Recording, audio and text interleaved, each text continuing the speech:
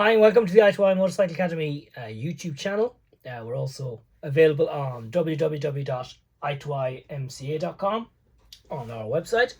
We're also on Facebook under exactly the same name.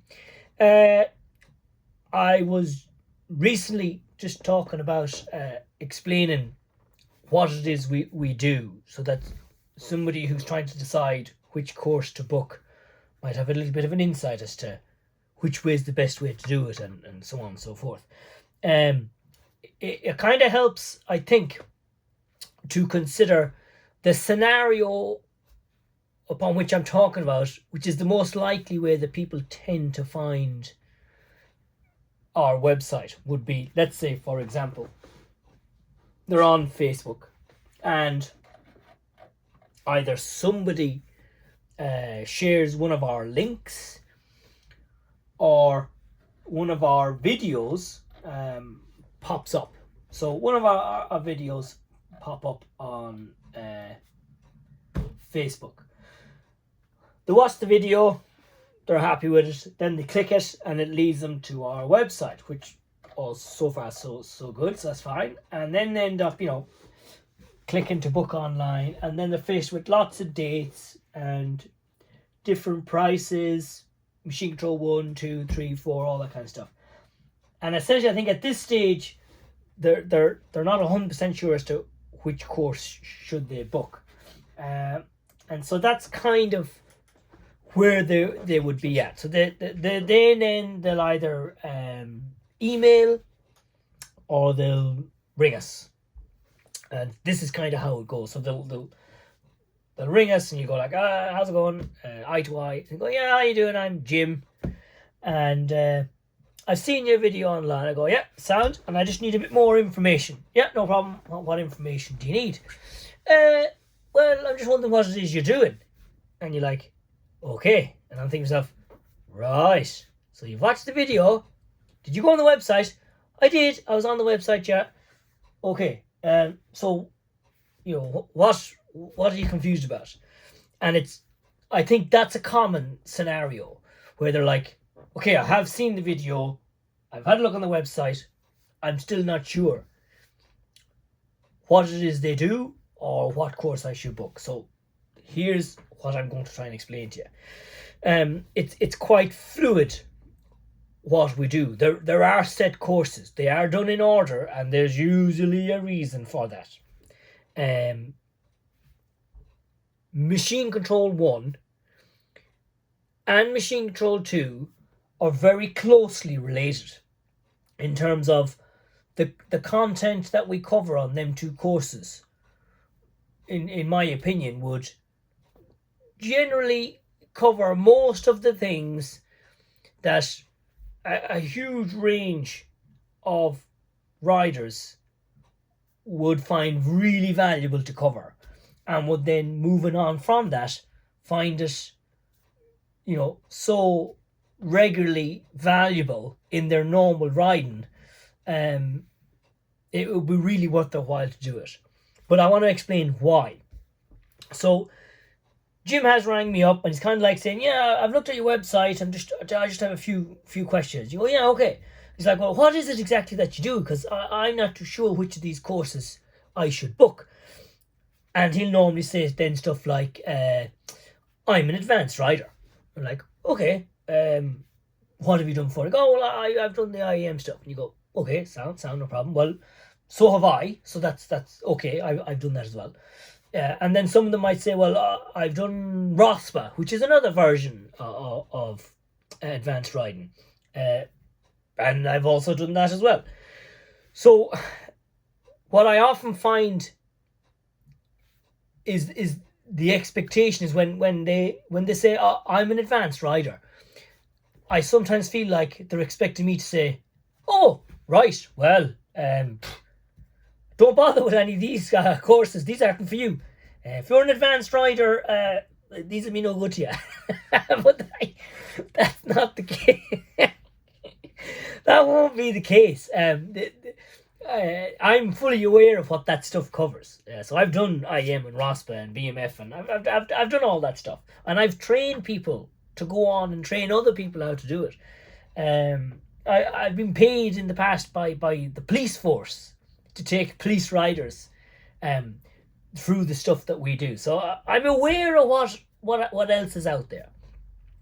In the past, we've done a lot of stuff with off-road and supermoto. And there's so much stuff in those particular areas of riding that even on its own, if it just took off-road on its own, there's like years of training content that we could do with people just in off-road.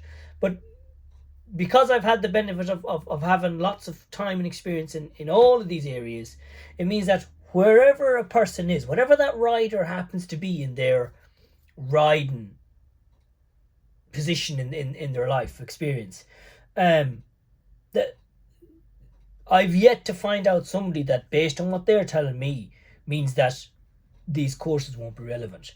Because what the courses do, it's not so much taking you through a load of training content. It makes you think about what you're doing. It makes you question what you do and how you do it. It makes you think about, well, what am I feeling when I'm doing stuff? Do I have any conscious thought at all about what techniques I'm actually using on the bike? Because a rider might be well able to get from point A to point B. Perfect. They might be able to ride that bike. Perfect. No problem at all. But along the way, little things that can happen. Sometimes does. Like one day the back end might pop out for a fraction of a second. The back end might twitch out just for a second on one of the bends. And you don't have to do anything. It's just one of those things that happens. No big deal. It's nothing to be worried about. The bike will sort itself out. You don't have to do anything. Essentially, that's what I'm saying. You just have to just let it go. It's fine. Don't worry about it. But often it's such a big thing for some riders. They feel that back end move out and they go, whoa, and that's now. It's not just an incident. It's quite a big situation that's happened. And although it's all over and done with in a fraction of a second, and although there's no real need to be worried or do anything different or new, that moment stays with them. That it's not just left there. They have it, they go through it, they react, and then they spend the rest of their time after that point going over it. What if this? What if that? And then, in their head, imagining very different scenarios, all of which creates like an amount of emotional attachment to each one of these scenarios. And then in a strange way, we start to program our minds to consider, well, okay, if that was to happen again in this situation, what might happen there? But the problem with that is, none of that is based on fact. Even though, something did happen. The back end twitched out for a small amount of time. And then it was fine. But after that, the whole time that the person was going through it in their mind, none of that was based on fact, you see. And so we're now left with a situation where the rider's starting to diagnose what happened, decide what's the best course of action, and change the way they feel about that whole thing. But none of that was based on fact. It was all done in their mind, which kind of sounds like a reasonable thing to do, because it is. It's a reasonable and rational thing to do. But if the rider doesn't set a bit of time aside to specifically revisit that scenario, like a rear wheel slide. Let's revisit this rear wheel slide. Why do rear wheel slides happen? Do they require any skill or any experience from the rider's point of view to solve? Does the rider need to make an input to fix that rear wheel slide? Will it fix itself? And again, what we're trying to figure out is, should this scenario happen again in the future, is there anything that experience has taught me that's valuable that I could reintroduce as a skill later on? But the short answer is no. There's absolutely nothing that the rider needs to do except leave the bike alone. But often leaving things alone is a lot harder than it sounds. But that might be the fact. The reality of it is, without actually spending a bit of time experimenting with slides, breaking them down, developing an understanding of how do you make them worse, how do you make them better, all that kind of stuff. You're left with a big list of unknowns. Now, there's logical reasons why people don't do this. One, the bike they ride, they don't like the idea of potentially putting this bike in a situation where it may well be exposed to the risk of falling. Like, I'm going to go into the car park and try and do some rear wheel slides. If they get it wrong, they're going to drop the bike and damage it. And there's a lot of reasons why they wouldn't do that. Logical, makes sense, perfect. So what often happens is they just don't revisit the scenario, and they just carry on riding, hoping that they don't have to deal with that again. And now that's just an isolated scenario. I'm just making this up to try and show you how something small can happen, and then it can grow in the rider's mind to the point where it can then make them feel a little bit nervous about the potential of that happening again in the future. Which doesn't make them a bad rider, but it certainly creates an opportunity for a lack of confidence in a particular area or about a certain scenario. What I have found with that type of thing is that you can have really experienced riders with a lot of qualifications and a lot of skill, a lot of techniques, all the rest of it. And in general, they're okay, they're fine. But they'll often have areas that they have experienced something in the past, but not quite dissected it, not quite gone through it, understood it, practiced it, developed an understanding as to what's the appropriate skill or technique, or indeed do they even need a skill or technique, or should they just leave it alone, it'll be fine. Because they haven't done that, there's a little bit of uncertainty about it. And what we tend to do is we tend to go through all of the different things that have an effect on the way you ride the bike. There's a few big ones, like understanding mechanically how the machine works. It really helps. Having a visual understanding, as in having the experience of seeing what the bike can actually do day to day. Just somebody showing you, this is what bikes actually do, with or without the help of a human on top of it. Knowing that can give you so much confidence about what it is you really need to be thinking about when you're riding that bike. That's the first thing. The second thing is understanding that as a machine ourselves, as a piece of equipment, a human being operates in a certain way. Our balance, all that kind of stuff operates in a certain way. And in fact, it's what they call static balance, is what we do. So I can show you with this book here for a second. For example, if I try and balance the pen here on the book, it's hard to get it just perfect, because I'm having to position the biro in a perfect balance where the weight of it falling in all directions have equalized. So in other words, I have totally centralized the balance, and when I let it go, it doesn't fall over straight away. But of course, because of the object, because of the way this pen is designed, it's not particularly good at balancing. It's quite hard to get it to balance. It's quite difficult. But bikes don't necessarily operate like that. They do sometimes, but they don't always operate like that. But our bodies definitely do. So our bodies is like this pen. We have to continually do something. So I have to manage this all the time. If I stop helping it, it'll fall over. So I guess what I'm trying to say is our bodies as a machine requires constant tweaking to stop it from falling over. Period. All the time. The problem with that is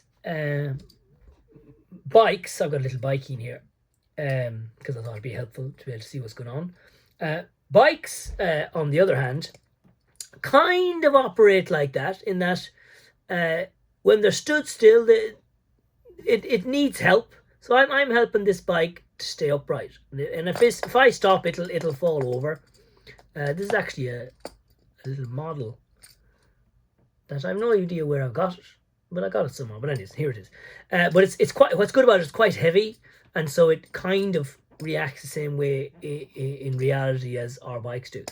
And so, anyways, what I'm trying to show is that if I can get this thing nearly balanced, so that I can let it go and it won't fall over straight away. But the reality of it is, because it's not moving, it will eventually fall over.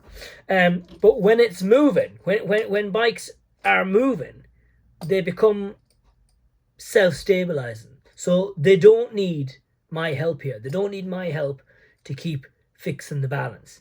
But they do need it when they stood still. So I guess what I'm trying to say is that if you consider that we're a machine and we have a balance system that works in one particular way, like the pen that needs, I need to help the pen all the time with its balance, because if I stop, it falls over. Our body is like that. You have to maintain your balance the whole time. When the bike is stood still, you have to maintain its balance the whole time. But when it's actually moving, it balances itself. It's self-stabilizing, like anything, like a football, like any wheel rolling. It's perfectly stable. But even in that small bit of information, you can clearly see that, the way my body works all the time versus the way bikes work are very different. So there has to be a certain amount of time dedicated to training ourselves how to match this machine with one of them. We're not born with a set of techniques or experiences that helps us understand how this thing works. You can ride it from A to B. You can get it to where you need it to be. But what I would normally say to people is, there's a difference to being able to ride it and being able to command it and do whatever you want to do with it. That there's a big difference between them two. But understanding, first of all, how it works and understanding how we work, you've a great then foundation on which you can start to build a good routine in the way that we start to connect these two machines together, the rider and the machine. Then there's lots of other things outside environmental influences that also has to be considered, like the way you ride, the way you corner, the way you brake, the way you accelerate, the environment in which you're operating the machine has to also be considered. So let's just think about that straight away. We have the machine, the way it handles itself. Our body, the human form, how it works. There's how do you connect both of those together? So managing that connection, that rider and that bike. There's making decisions on the appropriate technique based on the environment you currently are riding. That's quite a lot of variables already. Never mind other people, other hazards, changes in the environment. There's so many things that needs to be considered, and the problem with this is some riders get pretty good at considering the environment, thinking about the other hazards, but that takes so much time. There isn't a whole lot of extra time left available for just figuring out how the bike works, or just figuring out how we work, or just figuring out how these two things go together. And what I have found universally happens is riders tend to come to a decision about how they feel about riding the bike and how they feel about riding that bike in this environment and that environment and all these different environments. And so what it'll boil down to essentially is a rider won't ride as good as they can based on their ability. They'll normally ride based on how they feel. Which means, of course, one day you can feel good and calm and you'll ride good and calm. Another day you can feel tired, bit iffy, bit inconsistent. That's very much so reflected. And I'm telling you, you talk to anybody who's observed, a lot of riders, they'll normally say, one day I'll watch this person and they're brilliant. I mean, they look as smooth as silk, look really in control. Another day, it looks like I'm amazed that this person has survived long enough to even come out and meet me today riding on this bike. I'm obviously exaggerating a little bit, but the reality of it is you can see massive inconsistencies in the way a rider can appear one day versus the next, which will be down to how they feel. And of course, how they feel is their interpretation of the environment that they're riding in. Like, for example, if they think it's wet, and because it's wet, it's slippy, therefore they should be afraid that they might lose grip, then the way they're riding is a direct, result of what they feel is the reality of the environment they're in. But sometimes the way we feel isn't based on the facts, it's just based on our interpretation of the environment. And that's when knowing is valuable. Just there, right there. So you're thinking, okay, I might be feeling like it's a bit wet, could be a bit slippy, but I can test out what the grip is. And then I'll know. I won't be having to develop my feeling and the way I'm riding and my plan. I won't have to build this picture based on an assumption. I'm able to test it. But that requires awareness, confidence, understanding, calmness. But it's the best way to do it. So when we wrap this up, essentially, what I will be saying in terms of whether somebody should do MC1 or one of the other courses is most definitely do Machine Control 1. And definitely carry on and do Machine Control 2. Because who knows which part of these courses might fill in a bit of information that up until this point you just didn't have. And it's very hard to tell. There's usually some basic ones that people need, but often it's the smallest bit of information hidden in between one topic and another on one of those two courses, Machine Control 1 or 2, that just makes a difference. And it can change the way you feel. And do not underestimate the power of that. So what I would say is don't worry too much about the content in MC1. There's some basic structure to it, and the content in MC2. Consider that there's a lot more going on than just the stuff that's written down in the fact sheets. All of which isn't obvious because, well, look at how long it's taken me just to explain one small area of what it is that's going on. It can take ages, but that's why it works. It works because there's more to it, and they're just going, this is the technique, blah, blah, blah, use that, everything's great, see you later. It's just not that simple because there's too many variables. And so each person needs to go through this, and then at the end they can decide which bits were relevant, which bits made a change, which bits did they already know, consciously or not. Very hard to tell that without going through it. So I hope that kind of gives you more context. I'm normally in a position where I'm always say, well, whilst I might not know how to fix your problem, I've no doubt that we will. Because we go through stuff in a certain way that there's no way that you can leave having misinterpreted as to what's going on. So it would be very unusual not to get you to a point where you're very happy with the progress you've made. I am going to do more, of course. I think what I need to do is a little bit more about the behavior side of what we do, the mechanics of what we do, the techniques that we use, things that cause people issues. But I'm hoping that has shed some light.